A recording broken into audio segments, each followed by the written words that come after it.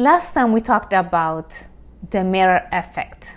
We're still talking about self-talk, and your self-talk can determine success or failure. So today I want to talk to you about inward, reflecting inward. So I want to take you to a journey. Let us say you made a mistake. We all do. So how do you correct the mistake or the error? Are you hard on yourself often? How do you speak to yourself? Do you remind yourself the mistake you made a while back is still holding yourself in captive? Or do you forgive yourself and brush it off and move on? So what is the pattern here? I want you to pay attention on the patterns, because patterns shows us the condition of our heart. It shows our mindset. So what does the patterns looks like? Are you more compassionate? So those are the area needs to pay attention, because the scripture tells us, out of the abundance of the heart, the mouth speak. So if you find yourself being angry at yourself, the error or the mistake, then you need to learn how to overcome, because from that place it's hard to make progress and to have a productive lifestyle, to have a productive decision.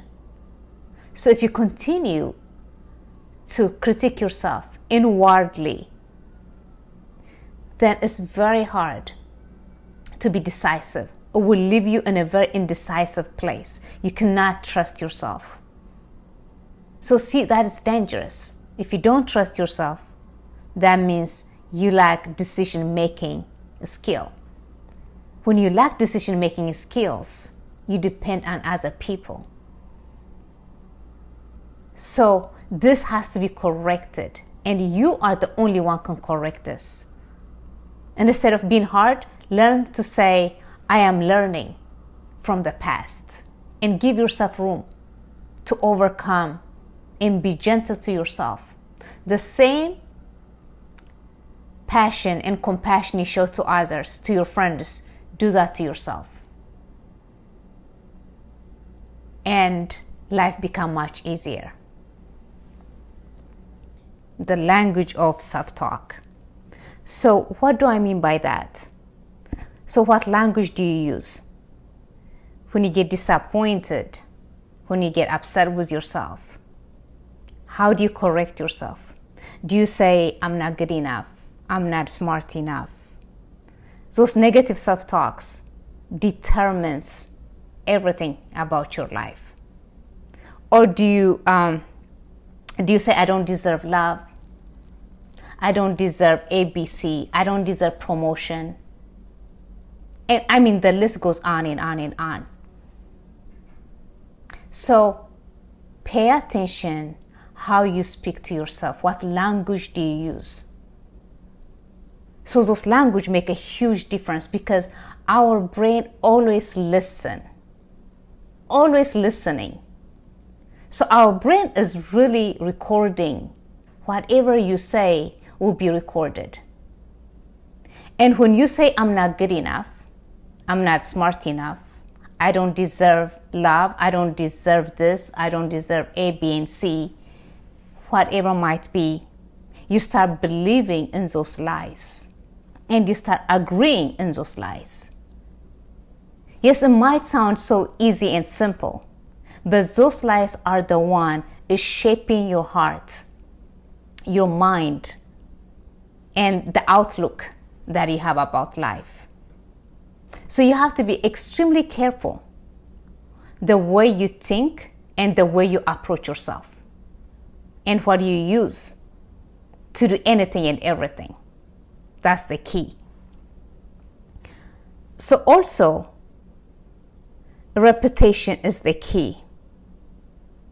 So when you do those negative talks, the other side you can do is really reinforcing, rewriting those words if you are the person, I'm not good enough, I'm not smart enough, I'm not tall enough or skinny enough, I need you to rewrite and learn and practice to rewrite those affirmations. Because the scripture tells us, whatever you believe, that's who you are. Right? It shall be done to you according to your faith. So what you believe about yourself, those unspoken words are shaping the outcome and the result of your life. So this must stop. You need to rewrite the cultivating a growth mindset. Now we know how to shift our self-talk and what language to use, right? Now moving on to the cultivating a growth mindset.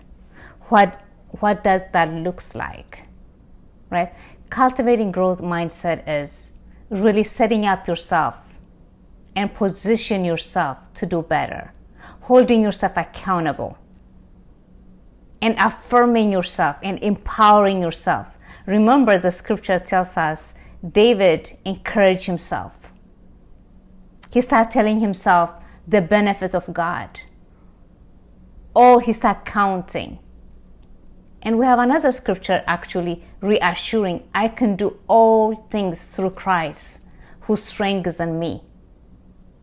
So let your mindset be shifted and set your mind knowing you can do all things as long as you set your mind to do. That means nothing can hinder you. But you have to be intentional with the process. Intentional how you speak to yourself. And practice as you pray, as you commit yourself.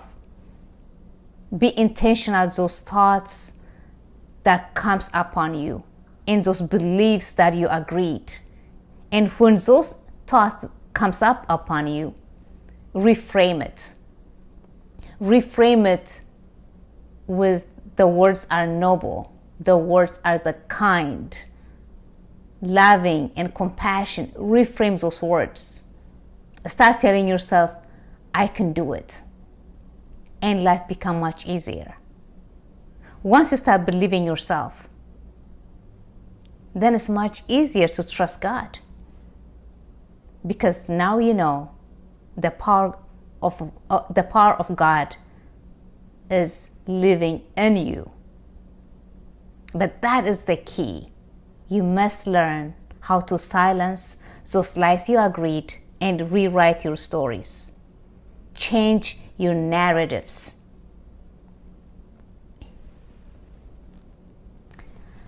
Now let's talk about tone of voice. The way we talk to ourselves, the way we perceive ourselves, it makes a difference even with our tone. Our tone starts changing the more kind you are. Your tones are changing toward to yourself. And you become more compassionate. And the word of choice you use start changing as well. It will not be the same. That means even your surroundings can benefit from this practice. So the more, remember the scripture says, love your neighbor as you love yourself. Of course, first we have to love God and love your neighbor as you love yourself. So if you don't know how to love yourself, it's very hard to love your neighbors. It's impossible. That's why the scripture is in order. Love your neighbor as you love yourself. That means you have to love yourself first. You have to respect. You have to empower yourself first. You have to know how to forgive yourself first in order to forgive others. You have to show yourself compassion in order to show compassion. So all those starts within our thoughts, within our self-talk. So the more aware you are what your self-talks sound like, looks like, and the choice of your words, and you can make a difference in life.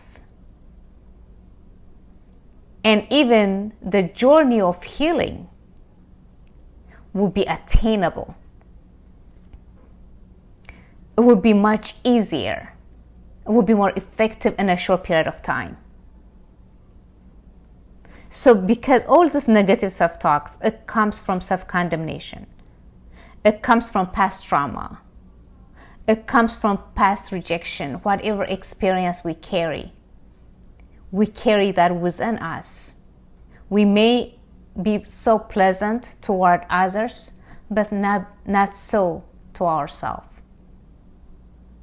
So healing starts with the voice and the language that you use to yourself.